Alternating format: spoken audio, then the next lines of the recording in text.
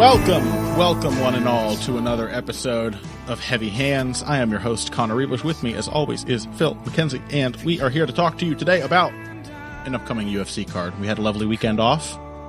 The most boring boxer on the earth got a typically boring second-round knockout. After showing all of the skills in his repertoire, Phil was good and mad about that. Weren't you, Phil?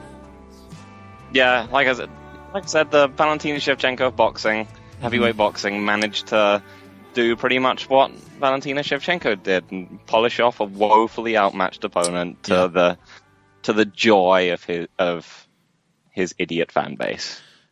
I just want to get this straight, Phil. Because you are as hard to please with Tyson Fury as I am. It's difficult for me to be pleased by a Valentina Shevchenko performance. It seems like, whether by design or just because that's how the matchup is set up, that you are now becoming more favorable towards Valentina. Is that just to defy me, or am I imagining it?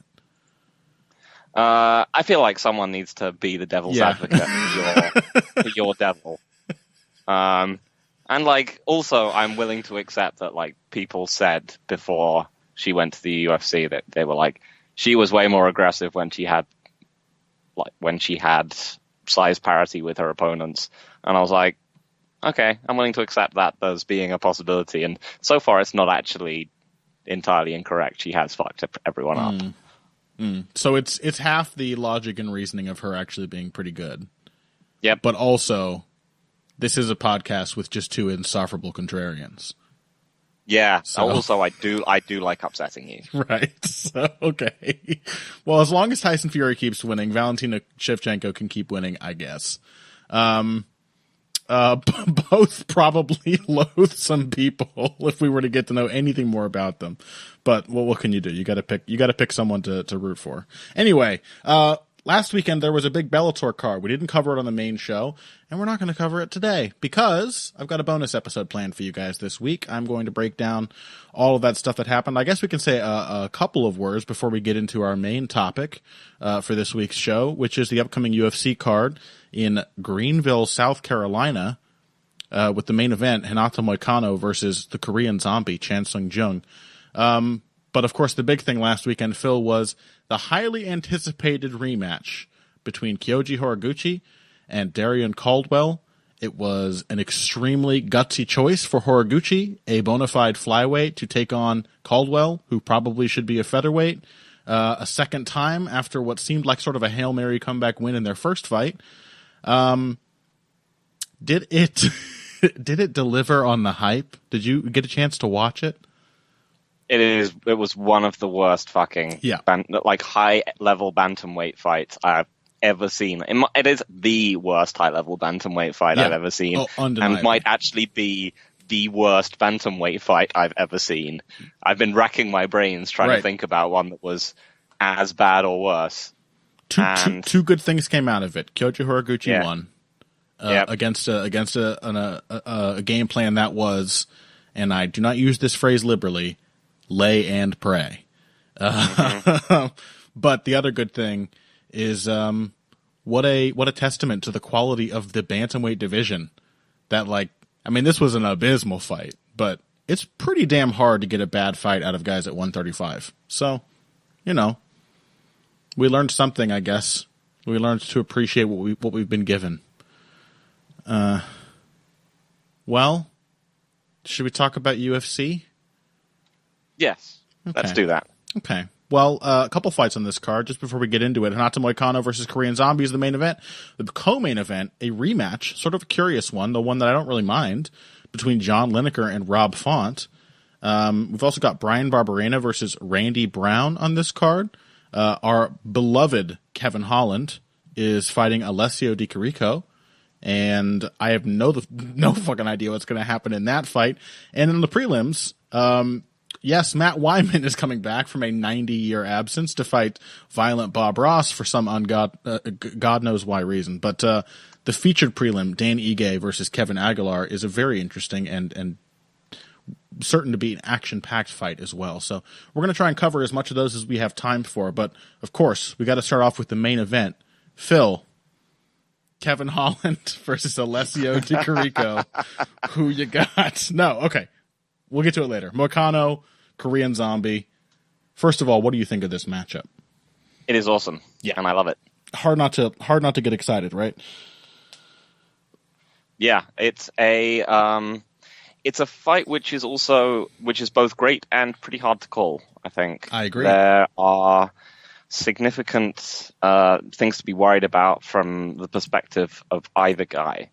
Like, the first thing that you note when you're looking at Moicano is how much he was struggling with Jose Aldo, who started counterpunching in combination at him. Mm-hmm.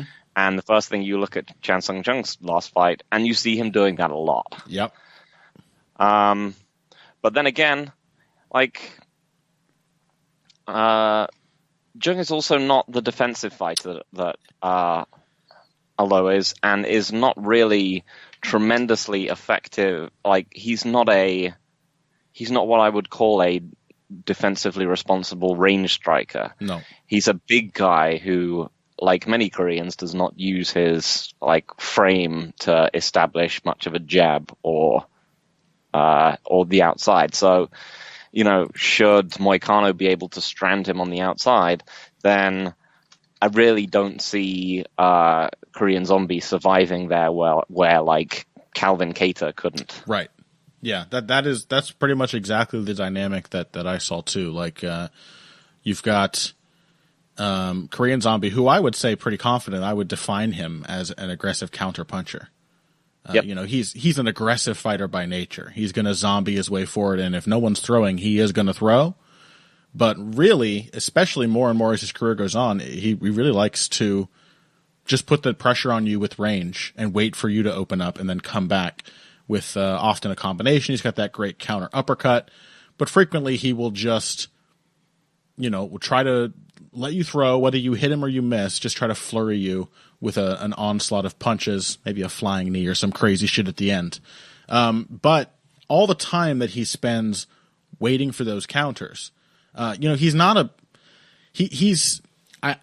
it's tough to express Korean Zombie's fighting capabilities with I keep wanting to use blanket statements, right? Like, he's not an unintelligent striker. He is actually really adaptable with his offense. He will find openings. He will mix up his combinations. He will make reads on your, make anticipatory reads based on how you react to the first punch and then come at you with a different combination. He is thinking about these things and processing as the fight goes on. But just on a technical level, he doesn't feint a whole lot. There's not a whole lot to draw out the counters the shots that he wants to counter. He does an awful lot of just standing in front of his opponents and waiting if they're not offering. And then eventually he will just decide to start throwing. And when he's standing there, technically speaking, as you said, kind of a terrible defensive fighter. I don't think it's too harsh to say that, standing with both knees locked out, straight-legged, with your head up in the air and neither hand really protecting your chin, not responding to offense with any kind of systematic head movement. Frequently, each time he throws a punch, he tends to get taller and taller, sort of builds up onto his toes and becomes more vulnerable. The longer he's throwing shots, the longer the exchange goes. These are all really bad technical habits. And that they mean that he has had to rely throughout his career on lots and lots of durability, which, that might work. Especially after that Aldo fight, you have to question Renato Moicano's ability to maintain pace. We saw Brian Ortega finish him in the third round. It's possible that he might have some early success and just get swamped, but I am kind of thinking he's got to have some pretty significant early success, right? Korean Zombie is going to be there for the jabs. In several fights, he has been there for the low kicks, that really static stance that he keeps, weight planted, ready to throw power punches. Basically, a couple of the tactical things that Moicano does really, really well should be able to work consistently against Korean Zombie. And to me, this fight is really a question of how much can Korean Zombie pour it on in response to those long-range tools to get himself out of that range. And is that enough to drag Moicano into a messy fight? Is that enough at this point in Korean Zombie's career to turn it into a win? Yeah, I think Korean Zombie has definitely improved over his time in the UFC, like quite a bit. Mm-hmm. I mean, his defense in a void has not really improved much, but his punching form has improved out of sight. Uh-huh. His instincts and timing for when to hit shots. He's much better at picking and choosing when he's going to come in behind them. Has even, looking back to things like the Poirier fight, which is a great fight, this is visibly a much more composed and clever fighter than he was back then. Mm-hmm. Let alone stuff like the Leonard Garcia shenanigans. But yeah, I do worry how that stance kind of plays out with the fundamental kind of jab and low kick game that Moicano was able to play with. I think that the problem might be that I think Korean Zombie might actually come out and win the first round. I think that he is more of I think he's still going to have to struggle to establish his range at the beginning in a way that he probably didn't against guys like Cub Swanson, for example. Yeah. I think that we've just seen that that jab can be countered by rushing combinations and by consistent pressure.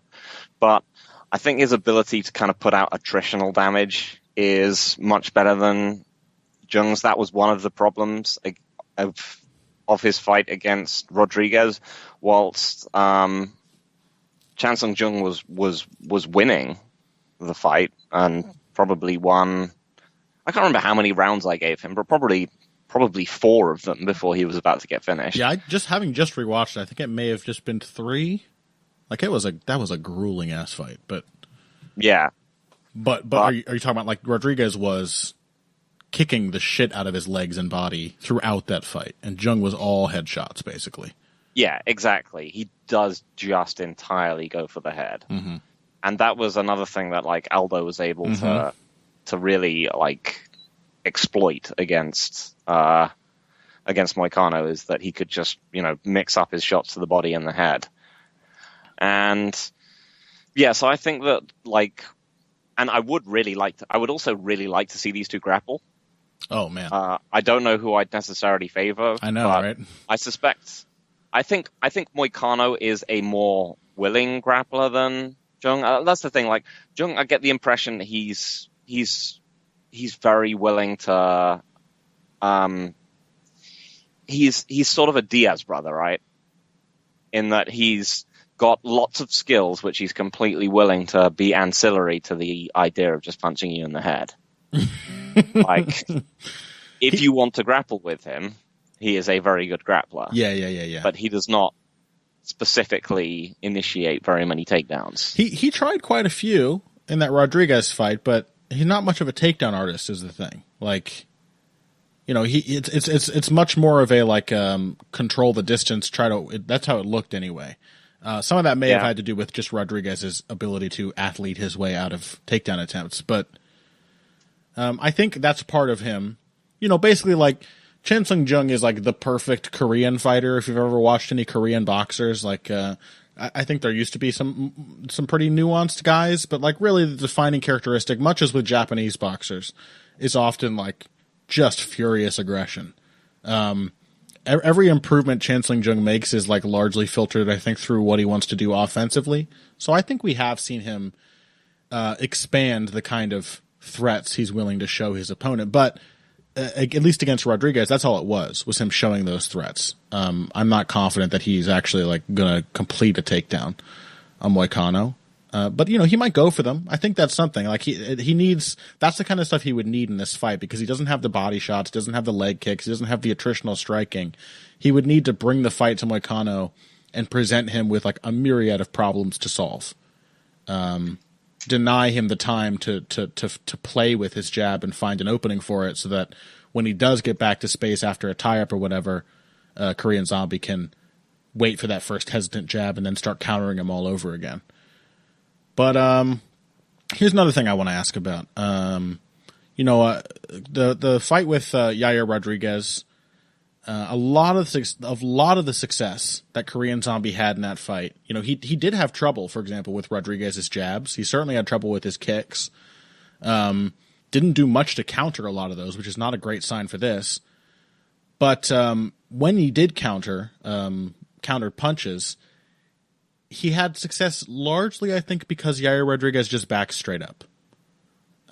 He just backs up in a really straight line and tries to just be quicker than the guy coming after him. And it kind of started to work as the fight went on, as Chan Sung Jung slowed down. Is Moicano's lateral movement, do you think, good enough to make it even more difficult for Korean Zombie to put any of those counter combinations together? I think in certain aspects, yes. I think when he's really pushed, I mean, there are very few fighters in MMA who are actually genuinely good once they're significantly pushed back or deep in an exchange. They so many of them default to running away that it is just kind of they'll just back up in a straight line. But he's got that side to side movement in his comfort range, at least. But yeah, I would say his first layer defense, his ability to fire the jab and pivot off it, is actually very good. Yeah. And I think in neutral exchanges at range, like the ones that Jung did have a fair few of with Rodriguez, it wasn't all, he did not do a particularly fantastic job in that fight of, for example, pushing Rodriguez consistently towards the fence. No. A lot of that fight was him conceding the slice of range that Rodriguez wanted and just then coming in after his shots. But Rodriguez, as you said, just kind of either backs up or wings punches, or sets up the obvious killing shot, which everyone uses, the old ducking, look away, reverse elbow. That old chestnut. Yeah. The one they teach you. The second thing they teach you after the jab. That elbow that has like a multi-hyphenated name because it's so complicated to try to describe how it works. Yes. But yeah, so I think the ability of because Moicano really does have like a wonderful ability to jab and then pivot off his jab and to use it in a multitude of different ways.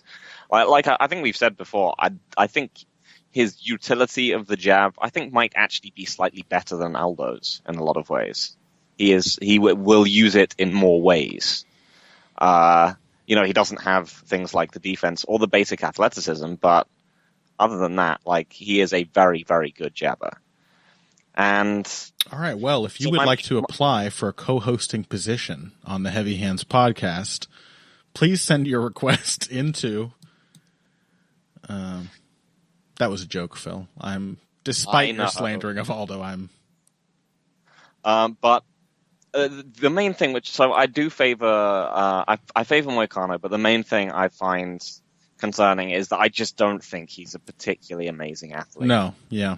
Like, he's just guys like him and Keita and Dariush up at lightweight, they're just completely, like, strong, well-rounded, good, dangerous fighters that are just lacking an extra physical gear that people around them do.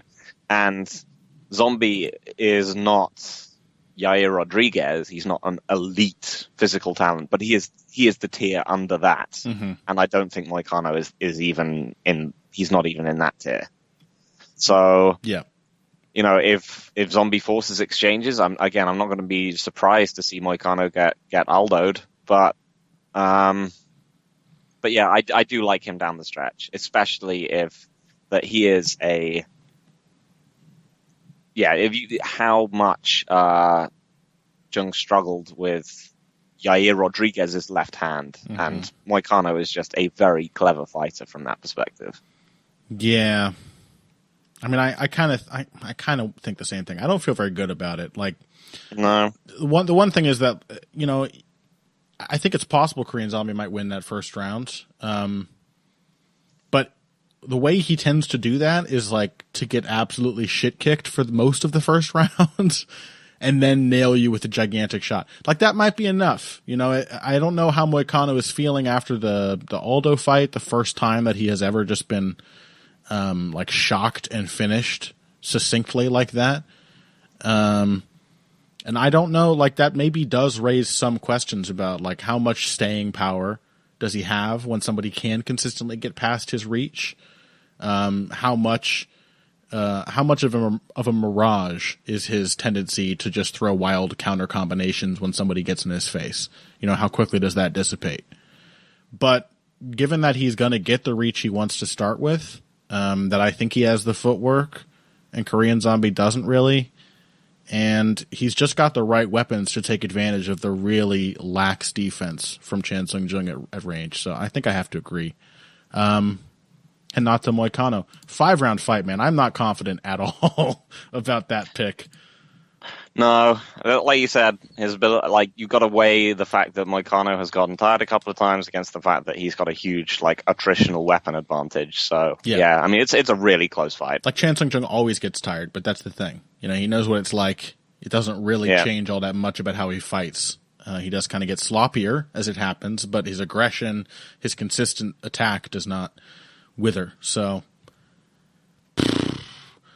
both of us picking Renato Moicano. We look forward to recapping Korean Zombie's tremendous win on next week's episode. But before then, why don't we take a quick break? When we come back, the co-main event of this card, a fight that I'm quite interested in. John Lineker versus Rob Font 2 and the rest of UFC Greenville after this.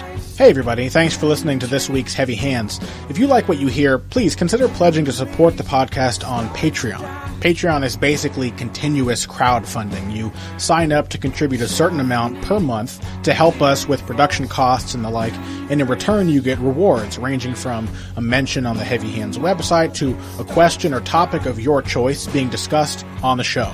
We have a lot more in the works to reward you for your help, and we appreciate every contribution. No amount is too small. Just head over to patreon.com and find how you can help out, the only show dedicated to the finer points of face punching. Now let's get back to it. Okay, welcome back to Heavy Hands. UFC, whatever it is, Moicano versus Korean Zombie. The co-main event, bantamweights, John Lineker and Rob Font. A rematch of a fight that happened in, what was it, 2015? 2016. Can we talk about their first fight a little bit? How much do you recall their first meeting? It was, as I recall, one that started off with Rob Font doing the right things and then him just kind of getting scared off. How accurate is that? Yeah, that's pretty much it. I remember saying after the fight, because I think I very foolishly picked Font going into that fight. This was part of my, before Valentina Shevchenko, I was a John Lineker hater. That was my contrarian brand.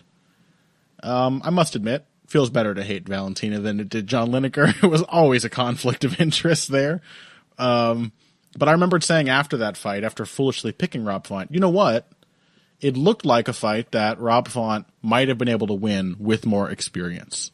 That he just did not react well to the first few like onrushes of John Lineker. The question is, how much of that is just sort of baked into who Rob Font is, and how much of that can be improved with experience? Have we seen anything since that fight from him that suggests that he has learned to calm down under that kind of pressure, that suggests that he has become better specifically as like a back foot outboxer? No. Yeah. I think I kind of agree. So that's it. John Lineker, folks. I mean, do you think Lineker's slowing down at all? He's getting weirder. How do you know? I think he is, like, there is some element of a human within John Lineker. Yeah. And as quiet as it is within his mind, it is making itself heard. Mm-hmm. Started with Chito Vera. Chito Vera made him look human in the third round. Since then, the fights have not. Granted, he has fought some of like the best. There's also maybe just a factor of John Lineker having been figured out a little bit. Like enough people have fought him. He's brought the same exact shit to every single fight.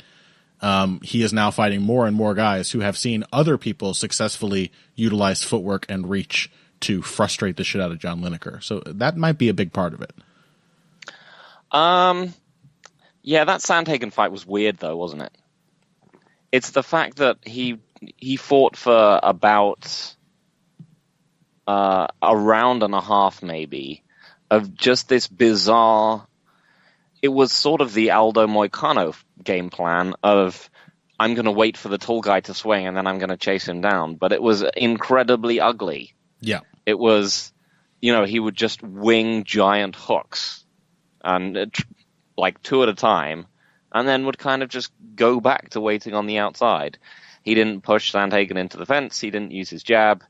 It was bad. And it wasn't, he just conceded range to Sandhagen the whole time, allowing Sandhagen to go for, just run through his giant repertoire of weird stuff. The giant hooks were not atypical, but the lack of pressure certainly stood out. Yep. Granted, again, I want to say, like, he was fighting an opponent who, from the jump, was using lots of lateral movement, was being very active with his jab, and was also doing lots of work with his kicks from that range, was putting in lots of attritional damage, that none of which was particularly easy to counter. But all the same, I think you would have expected without any hesitation a John Lineker like 3 years ago to just run through that as courageously as anyone possibly could. And I'm glad you brought up his jab too. Like, John Lineker has for some time had a very good jab. It's, it's a power jab. It's one of those things where you just step in and throw a rigid arm into someone's face. But, there was a moment in that Sandhagen fight where he started to use it. It wasn't until the third round, but he started to use it to counter Sandhagen's jab and set up his attacks. And he started to have a huge success late in that fight. And, that's a weapon and a sort of process we have seen Lineker use earlier in about, in fights before that Sandhagen fight. So it was weird. It was the weird experience of seeing John Lineker having to be convinced to be John Lineker. That surprised me. Yeah, it was the inverse of that Chito Vera fight. It was like suddenly he was the Chito Vera who had to learn how to believe in himself and fight in his own style. Because Font and Sandhagen are not entirely dissimilar fighters in that they are long, extremely dangerous, diverse, power punchers. But Lineker pushed Font into the fence within 2 minutes of the fight. He's never quite the psychotically aggressive. He's never been quite the psychotically aggressive, like come forward at all costs banger that everyone says he is. Lineker always feels people out a bit. Yeah. But it's still, it was a matter of minutes in the Font fight, and it was a matter of rounds in the Sandhagen fight. Yeah. It was clearly anomalous. Minutes with pressure, usually, is what the feeling out consists of. Like Lineker has, like Khabib Nurmagomedov, he sometimes spends time not pressuring right from the get-go, but usually it doesn't take long before he is at the very least backing his man up. And cutting off the cage, something that he's also often underrated at. So the question really is like, does that John Lineker show up?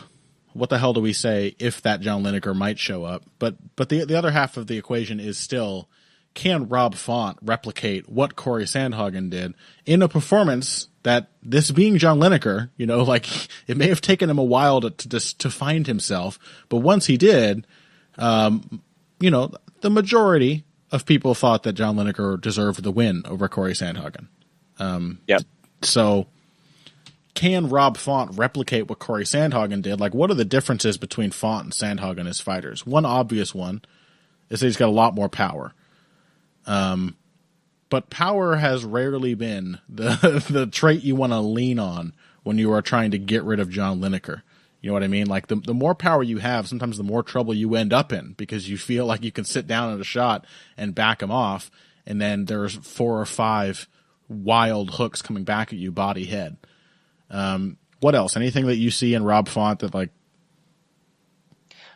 he's less he's less diverse. He doesn't faint as much, and he just doesn't have Sandhagen's ridiculous unbreakable confidence. Like that guy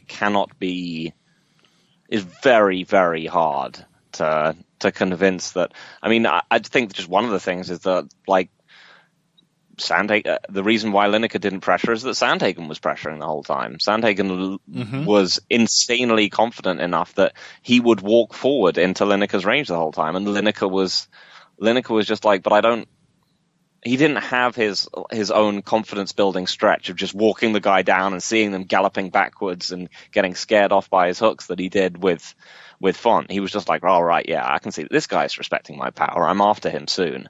Whereas Sandhagen, he would jump back into range every time he got pushed back out again. He would jump back out and never concede distance to Lineker.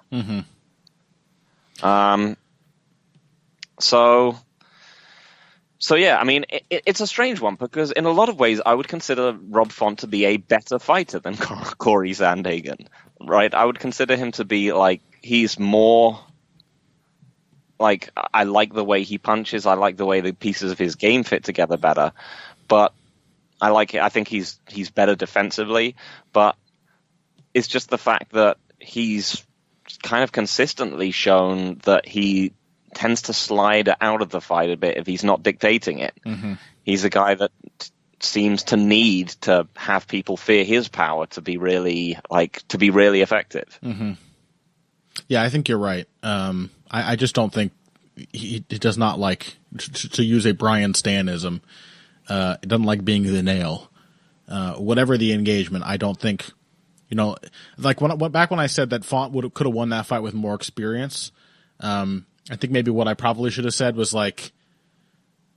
somebody could have won this fight with more experience using that style, but maybe not Rob Font, because I'm also not confident that Font is ever really cut out to be like an outfighter type of boxer. He's normally much more aggressive, much more assertive with his jab. He's really a 1-2 fighter, which means he is John Kavanagh's least favorite fighter. Endlessly frustrating from one round to the next. But that is a problem. He likes to sort of maintain his range, stick that jab out there. It's going to be a 1, or a 1-2. And he gets pretty predictable with the rhythm, doesn't have a lot of feints, as you said. And, if you can just not get hit by that and just throw back, psychologically, Rob Font never has a good time. He's just not comfortable being pressed. He's not comfortable not dictating the fight. And I'm just repeating everything that you said, basically. But I think I just have to pick John Lineker still. Yeah, I mean, what you said is interesting, because I think that is in some ways the key for Font, is that you said he wasn't really comfortable being an outfighter. And I think, we mentioned this, I think, when Dillashaw was going to be fighting Lineker, and I think this has been true of both Dillashaw and Sandhagen, is a way of having success against Lineker is to figure out how to pressure him. I think what Font really needs to figure out how to do is he needs to try and do what Sandhagen did and basically force Lineker backwards. Yeah. And I think he does have the dynamism and the ability to do that. A lot of his techniques should actually be reasonably effective against Lineker. Front kick up the middle, step knee. Step knee seems like it would be fantastic against Lineker's general duck his head style. Sandhagen managed, one of the reasons why Sandhagen did well is that he managed to actually just catch Lineker with a multiple flying knees. So yeah, Font just has to figure out a way to actually, if not push Lineker backwards, at least convince him into a neutral space fight, because again, for his own psychological sake, right. I don't think he likes. I don't think he's going to like getting chased around the cage by John Lineker. Yeah, and the thing is this is the worrying thing for Rob Font. I mean, we have seen him drawn into that losing outfighting scenario against certainly less aggressive fighters than John Lineker. He basically fought that fight against Rafael Assunção. started to get countered and just didn't really know how to get out of that fight. His corner was screaming at him, to double up the jab and press forward, that he had to be the first one attacking, that he had to feint, all these things. And Font had a hard time listening because he knew that anytime he did something, there was a response ready for it. There's a lot less like technical sophistication in what John Lineker does compared to Rafael Sunsao, but the same thing is very much true. And if you watch Font's first fight with Lineker, he pretty much starts every round pressuring John Lineker. He starts every round, his corner has told him to do this, pressing forward, trying to feint, trying to be more active, but none of these things really feel characteristic. They don't necessarily have that full Rob Font confidence, because in each round he's basically just waiting for the moment that John Lineker is going to start pushing him back again. I agree with you. Like, if he could press forward, if he could just keep that jab in Lineker's face, move around him and stand his ground without having to stand in front of him too often, he should have the tools to win that kind of fight. But it's not Corey Sandhagen, it's Rob Font. Yeah, it's the other thing that, we've also seen him lose to the other John Lineker. Who's the other John Lineker? Was it De Silva? No, Pedro Munoz. Munoz, of course. Though he did beat Douglas De Silva. Yeah?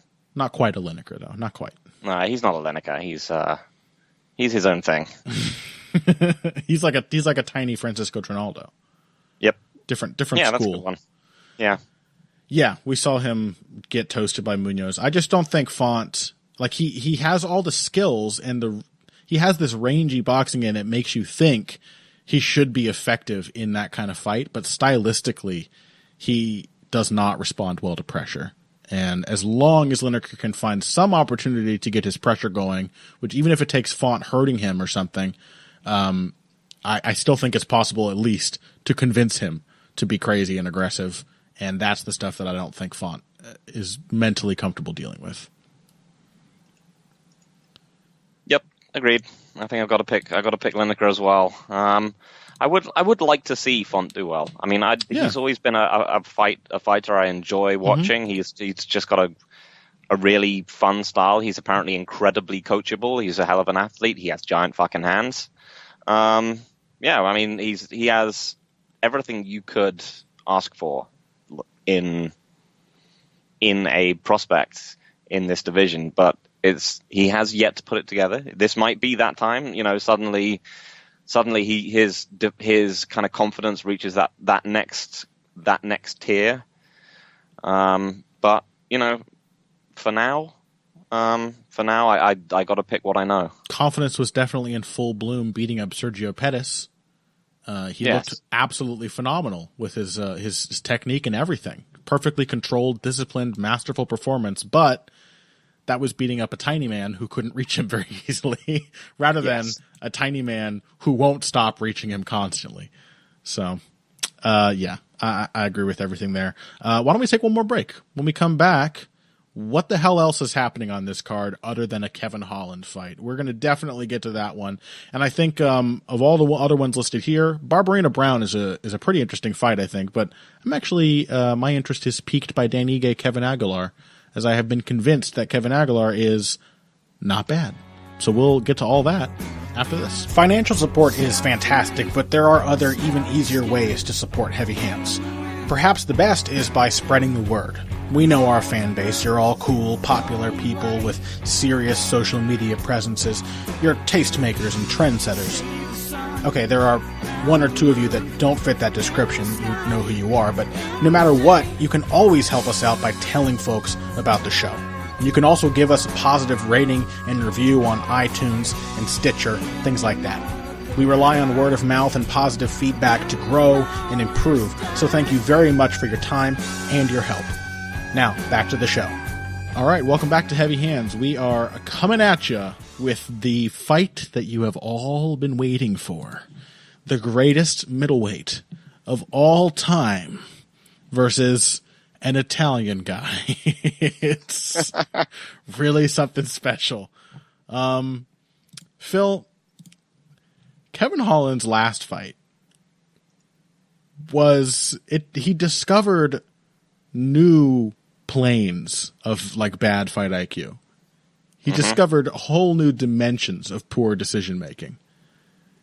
And that's why I love making predictions for Kevin Holland fights, because no matter what physical or stylistic advantages you think he may have, nor what physical or stylistic disadvantages you think he might have, there is still very little predicting how the fight is going to play out.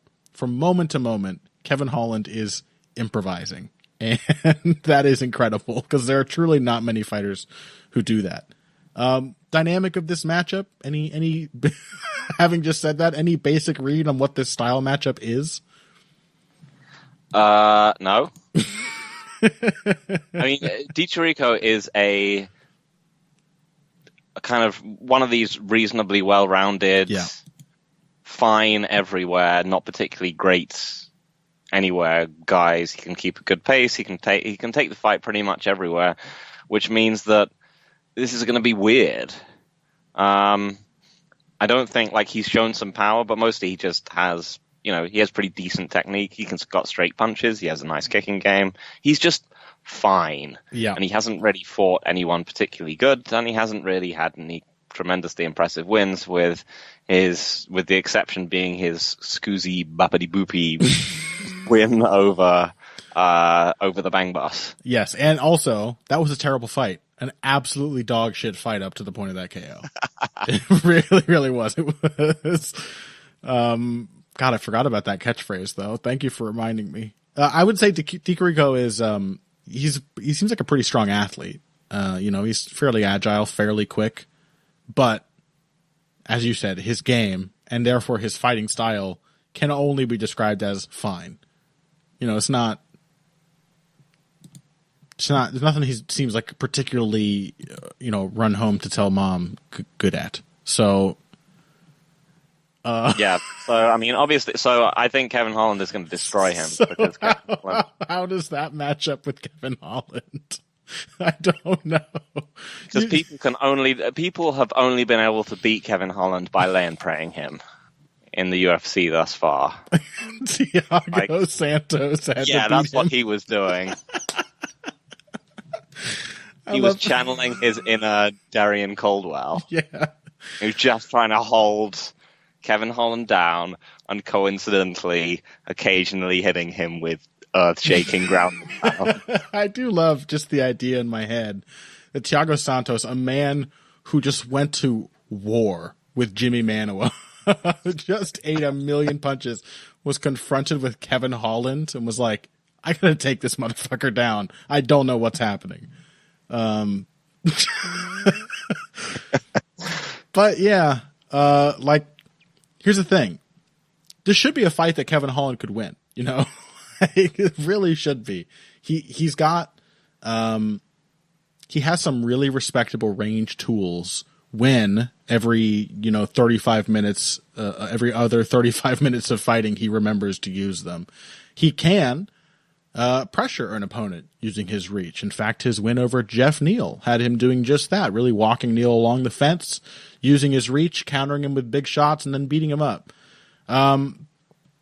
He should be able to do those things, and just use his frame to keep volume on Chirico.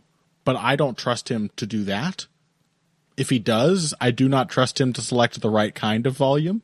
Like, it's probably just going to be a bunch of dumb kicks that Chirico catches and takes him down. If he gets taken down, I don't know. He's got a good ground game. He might be able to submit Chirico, like Eric Spicely did, I guess. There's something there. But also, I don't trust him to get up. And I don't know what he's doing at any moment. So I think I'm going to pick Kevin Holland. I truly have no good reason to do so. Oh. No, I mean, neither of these guys have any particular... I mean, this is the thing, is that Jeff Neal is by far the best win on either of these guys' 100% resumes. Chirico, for all that he's been in the UFC for a while, has not really picked up any notable wins at all. I mean, Who is his best win? Is it Bang Bosch? Didn't he beat Bojan Veličković? No, he lost to him. Oh. Which, yeah, I mean, that's basically a guy like him. It's not. It can't be Bung Bush. That's an insult to call him the best win on someone's record. But also, is it Julian Marquez or Gareth McClellan? It is Julian Marquez, I think. Guess. But that was a close-ass fight. Uh-huh. And, wow, yeah, you're right. Oh, my God, yeah, this Bang Bush fight is terrible. Oh, why couldn't we have had him against Kevin Holland? Yeah. That would have fucking ruled. Can we get Kevin Holland versus that new Brazilian guy they picked up? The maniac one who does like the jumping off the cage business. Oh yeah, that sounds awesome. Yep. So who are you picking? Yeah, I'm picking Kevin Holland. I mean, like I said, he's beaten Jeff Neal and he's competed. He was around in the Thiago Santos fight. Like, he was up against a colossal physical and size and experience disparity. And he just kind of hung around being weird for the whole thing. Yeah. So, I mean, he can be a good striker, as you kind of alluded to. He works the body well when he feels like it. He can throw in combination.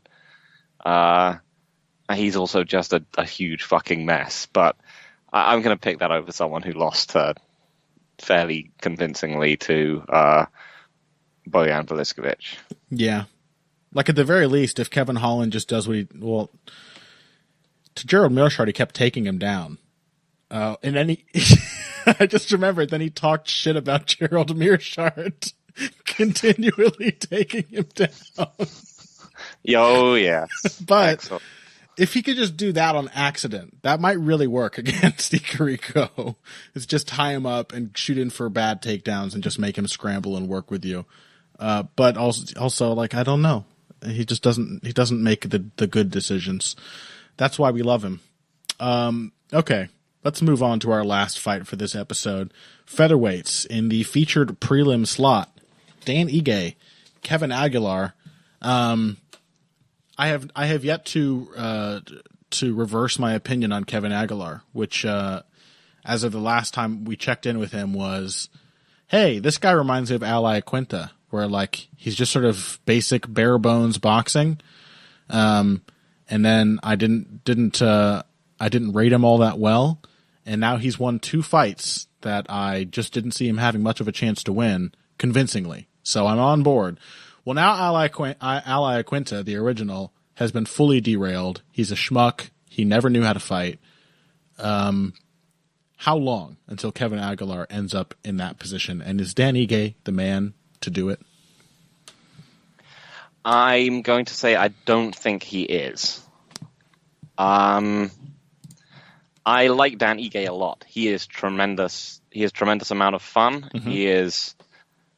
But unfortunately, he's probably the least physically imposing of the Tiger Schulman Matryoshka dolls. He is not a particularly large or hard-hitting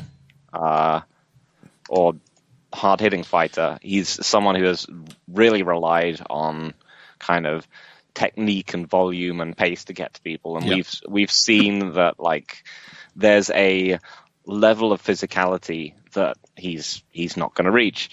And like you said, Aguilar is really like a surprisingly crafty counterpuncher. Aguilar is also fucking huge. And I think there's going to be just there's going to be a sizable like difference between these two guys in terms of, and so this is the problem, is that Ige has to kind of come in behind lots of pattering volume, and his defense isn't that good that he's not just going to get clocked by big counters from Aguilar. He's tough enough to not get knocked out by them, but I think he's going to take enough that they're going to be the memorable shots landed in the round. Just double checking the size here of these two guys. They're actually the same height, but Aguilar is a lot more heavily built. Yeah. Yeah, that's weird. I kind of think of Ige as being slightly short and Aguilar as being taller for the weight class. But yeah, I mean, I guess they're both reasonably, like in terms of height. But yeah, Aguilar is a Hulk for a featherweight. Yeah, so that's my basic read. And I think it's just been the story of Aguilar's fight so far, is that he's a craftier, more accurate counterpuncher than people give him credit for, but also that he's just like Barzola and Glenn in particular have relied on being able to get physical with their opponents and tire them out, and Aguilar was just too big and strong for them to be able to do that too. Yeah, that's the thing. This is a different opponent, but the dynamic is pretty similar to those last two guys that Aguilar fought. Like Ige has had, I think, consistent issues with slowing down. I actually haven't seen his fight with Jordan Griffin recently, so I don't know how well did his stamina hold up in that one. I think it wasn't too bad. I don't remember it that well, to be honest. I think the one example I really have in mind of him slowing down was the fight with Julio Arce, and that still seems relevant because Ige is, as you said, he's aggressive. Oh, wait a minute! No, I completely fucked up. I was getting him confused with. He's not a Tiger Schulman guy at all. He's that is my mistake. I was going to say, like, and is he really less physically imposing than that other Tiger Schulman guy? I always get I always get Dan Ige and Julio Arce confused. Just because he looks exactly like him. There's no reason to confuse them, you bastard. Each other, and then in my mind they just merged forever. Yeah.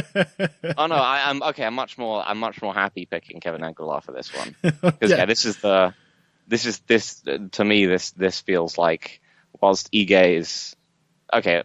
Let's redo my pick here. So Ige is not the guy I thought he was, but he's still a fairly physically underwhelming guy.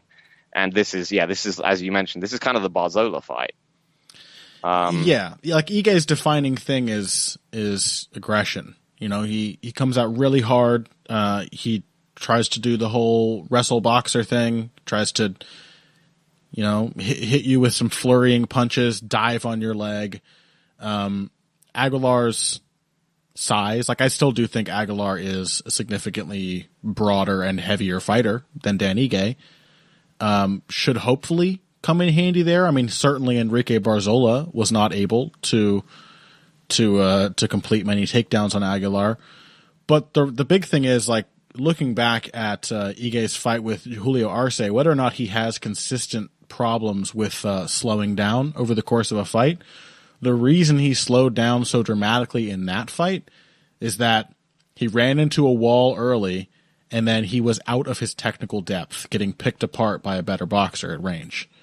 And it was that thing that we've talked about a couple times recently. Like, he was just he was mentally fatiguing himself. He was just uncomfortable. He was out of his element. He could not come up with, he still tried. Like, Ige has a ton of heart as a fighter. He was in that fight as much as he could be, but he couldn't come up with any new or more interesting ways to bridge the gap between himself and the more technical boxer. And Aguilar is definitely the more technical boxer here. And the thing I really, really liked in Aguilar's fight, I mean, this is a thing with me, by the way. Some people might consider this fair weather fanning, but it's not that I'm no longer a fan of Enrique Barzola. I really like Enrique Barzola. And so when you convincingly beat him, especially when I didn't expect you to, I start to like you, like I often transfer my fandom. I didn't become a huge Max Holloway fan. I was really into him, but my fandom went to another level after I recovered from him beating Jose Aldo. And the thing I really liked in that Enrique Barzola fight is that Barzola was every bit his game. He was trying as hard as he could as they felt that fight slipping away from him to put the pressure on. He had some success, but Aguilar just looked like a really process-driven boxer. I don't know what the best way to say this is. I frequently say something like he looked like he was fighting like a professional, but he was, for a guy who kind of looks a little brutish and throws his punches a little brutish sometimes, like he was in there working his jab, something would come back at him, he'd move his feet, he's constantly pivoting, he never backs up in straight lines. In that whole fight that I can recall, he's moving his head, he's keeping a nice tight guard the entire time he moves around.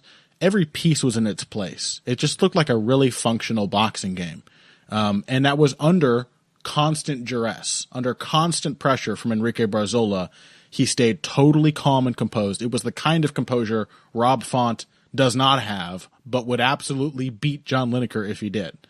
And I don't see Dan Ige like sort of shock you and maul you style working all that well, especially not down the stretch. Aguilar has looked super strong and composed down the stretch, despite being a fairly heavily built guy for the weight class and a big puncher. He's just a super composed fighter. He doesn't stress about any of the attacks he's receiving or any of the counters he's giving in return.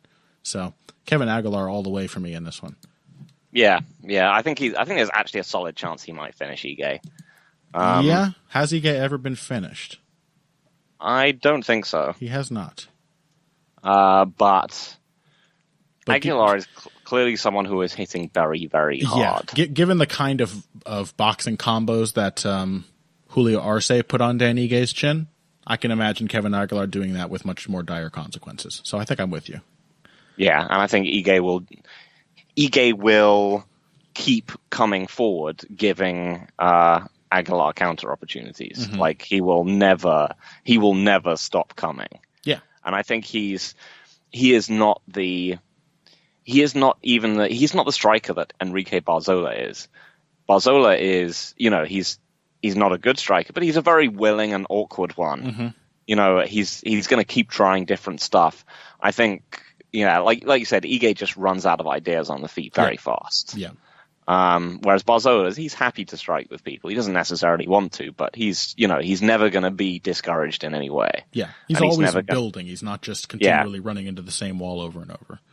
Yeah, I think Ige will just try and will his way through, and I think there's a significant chance he ends up walking into something huge. Mm-hmm. Should be an extremely exciting fight to watch. And honestly, this whole card, well, I don't want to say this whole card because about half the card I don't really give a fuck about. But main card here, nothing really to complain about. And a good featured prelim should be an all right card, I think. Yep. Just, it's got very few fights above middleweight, which is almost always a good sign. Mm-hmm. And it should be. The main card has. I think that Barberena Brown fight should be really interesting. It's a bit of a, in a similar way to Font Lineker, it's kind of a bit of a referendum on Randy Brown. Mm-hmm. This is a very hard fight that you can win if you can step up, mm-hmm. kind of thing for him. And it should be the main card in particular should be a lot of fun. Mm-hmm. I'm excited to see Andrea Lee back again. Shuri Kondo. Also, speaking of middleweights, Eric Spicely makes his UFC return on this card. Where did that come from? Yeah, I mean, he's always been fun. He knocked out Kyle Magalesh in his last fight? Sweet. What? TKO punches, probably on the ground, I guess, but he's had 2 finishes in a row, and now here we are, back in the UFC. Didn't expect it, but I like Eric Spicely, man. He's got a great story. He's seems like a really cool guy, so I'll be rooting for him as well. And that's this UFC card, folks. Again, if you want to hear about the Bellator card that happened this last weekend, a couple of my favorites, I'm certainly going to be excited to talk to you about Kyoji Horiguchi's awful, awful fight with Darian Caldwell, but also, Lyoto Machida beat Chael Sonnen. Those are 2 facts that should make you feel very happy. And other stuff as well. So I will be talking about that, possibly joined by Phil, possibly doing it solo. But you will have to go to the Heavy Hands Patreon sometime soon this week. That episode will be posted. And I am going to get to you with more boxing commentary stuff. I really need to I still have not watched in its entirety Ruiz versus Joshua. So I need to... Goddamn casual. I know. I need to do... Because I've been trying to put it off to do the commentary. So I'm going to have a commentary on that, and I'm going to try and do the Tyson Fury one as well. We can get a little heavyweight boxing commentary special on the Heavy Hands Patreon. But make sure you head over there, $3 a month. That's all it costs to get access to all of our bonus episodes. Not only the ones that are still coming out, but all the ones we've published before. And that's about it for this week's episode. Before we wrap up, Phil, my friend... publishing anything this week, you lazy mongrel son of a bitch? Obviously doing the preview of Moicano Chan Sung Jung with David, but other than that, yep. Obviously the preview, Phil. Yep.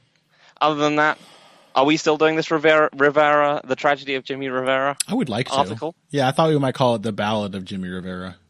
Yep, that sounds good to me. Okay, cool. So, we talked about it last week, I think, and neither of us has started anything. So, sometime this year, keep your eyes peeled to bloodyelbow.com for the Ballad of Jimmy Rivera. How one man fought the perfect fight and lost anyway because this sport sucks. That's the full subtitle. As for me, not sure. I mean, I'm going to try and work on that, basically. That sounds like a fun project. Something I maybe should have done a week ago when it was still really relevant. But that's about it for this episode of Heavy Hands. Thanks you all so much for listening. You should find us on Twitter if you want to get in touch with us, if you want to harangue us, if you want to retweet all of our good, funny tweets.